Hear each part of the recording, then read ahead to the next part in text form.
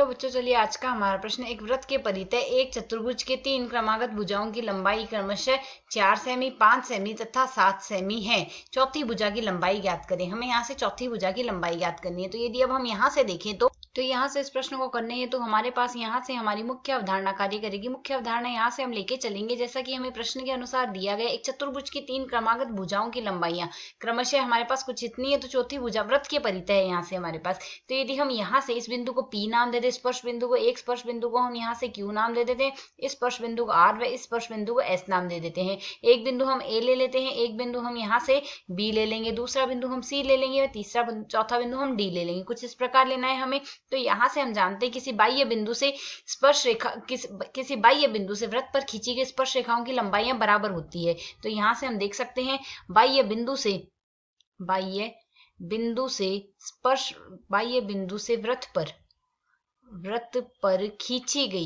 पर खींची गई स्पर्श रेखाओं की लंबाइयां स्पर्श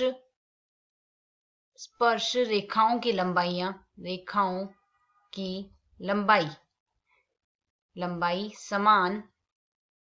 लंबाई समान होती है।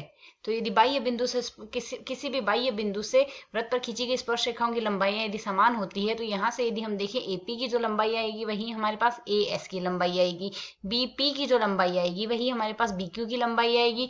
ठीक इसी प्रकार DS की जो लंबाई आएगी वही DR की लंबाई आएगी, और SR की जो लंबाई आएगी वही SQ की लंबाई आएगी। इस प्रकार चारों यहाँ से प्रत्येक बाह्य बिंदु से खींची गई स्पर्श रेखाओं की लंबाइयां हमारे पास बराबर होगी। तो यदि हम यहाँ से मान ले एक दूरी को हम A नाम दे देते हैं। यहाँ से यदि हम देखें यह दूरी यदि A है तो यह दूरी भी A आएगी। इसी प्रकार यदि हम यह दूरी B माने तो यह दूरी भी B आएगी हमारे पास। इसी प्रकार यदि हम इस दूरी को C नाम दे तो यह भी दूरी C आएगी। यह दूरी यदि D है तो यह दूरी भी D ही आएगी, जैसा कि हम यहाँ से देख सकते हैं। तो यदि हम यहाँ से BC की लंबाई देखें, भुजा BC की लंबाई हमारे पास क्या आ रही है, A plus B।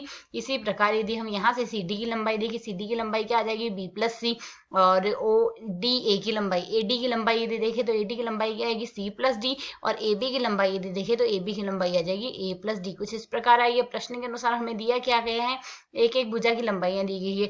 A plus B की लंबाई हमें 4 दी गई है, B प्लस C की लंबाई हमें 5 दी गई और C प्लस D की लंबाई हमें 7 दी गई। कुछ इसी प्रकार हमें यहाँ से दिया गया है। तो यदि हम यहाँ से B की लंबाई निकाल ले पक्षांतरण से, B बराबर क्या आएगा, 4 माइनस A आ गया। ठीक इसी प्रकार यदि हम इससे C निकाले, C बराबर 5 माइनस B आ जाएगा, और D बराबर हमारे पास क्या आ जाएगा, 7 माइनस C, यह आ जाएगा। अब प्रश्न के अनुसार यदि AB की लंबाई निकालनी है तो AB में हमें मान प्रतिस्थापित करना होगा A प्लस D का। तो A का मान हमारे पास क्या आ रहा है, A का मान A आ रहा है, और D का मान 7 माइनस C आ जाएगा। अब C का मान भी हम प्रतिस्थापित कर देते हैं, 5 माइनस B। तो यह क्या आएगा, A plus 7 minus 5 minus B लिख देंगे। अब यदि हम यहाँ से और किसका मान रखें, यह D का मान तो हमने रख दिया, फिर हमने C का मान रख दिया। अब C से हम B का मान रख देते हैं। तो पहले इसे सरल कर लेते हैं। तो A प्लस 7 माइनस 5 क्या आ जाएगा, 2, और माइनस माइनस हो जाएगा प्लस। B का मान रखेंगे तो 4 माइनस A है, प्लस A से माइनस A कट जाएगा, और यहाँ से AB की लंबाई हमारे पास क्या आ जाएगी, AB की लंबाई आ गई 6। तो हमें यहाँ से एक और भुजा की लंबाई तो ज्ञात करनी थी, चौथी भुजा की लंबाई आ जाएगी 6 सेमी। यही हमारे इस प्रश्न का हल है। आशा है समझ आया। धन्यवाद।